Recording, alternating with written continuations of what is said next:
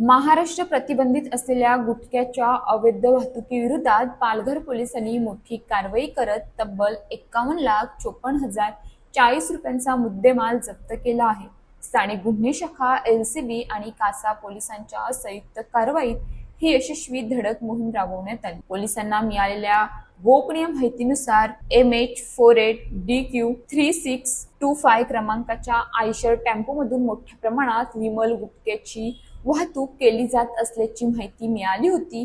त्यानुसार पोलिसांनी सापळा रचून वाहनाची तपासणी केली असता त्यामध्ये मोठ्या प्रमाणात प्रतिबंधित विमल गुटखा आढळून आला। कारवाई दरम्यान गुटखा आणि वाहतुकीसाठी वापरण्यात आलेले वाहन असा एकूण 51,54,040 रुपयांचा मुद्देमाल जप्त करण्यात आला। या कारवाईमुळे जिल्ह्यातील गुटखा तस्करांमध्ये खळबळ उडाली असून अवैध धंद्यांवर पोलिसांनी कठोर भूमिका घेतल्याचे स्पष्ट झाले आहे। ही कारवाई पोलीस अधीक्षक यतीश देशमुख, अप्पर पोलीस अधीक्षक विनायक नरले आणि उपविभागीय पोलीस अधिकारी समीर मेहर यांच्या मार्गदर्शनाखाली पार पडली। स्थानिक गुन्हे शाखेचे पोलीस निरीक्षक प्रदीप पाटील, कर्मचारी बजरंग अमनवाड, नरेश घाटाळ तसेच कासा पोलीस ठाण्याचे पोलीस निरीक्षक अमर पाटील, पोलीस हवालदार जाधव आणि पोलीस अंमलदार सय्यद यांनी कारवाईत महत्त्वाची भूमिका बजावली। दरम्यान जप्त करण्यात आलेला गुटखा नेमका कुठून आणण्यात आला होता आणि तो कुठे पोहोचवण्यात येणार होता याचा तपास सुरू असून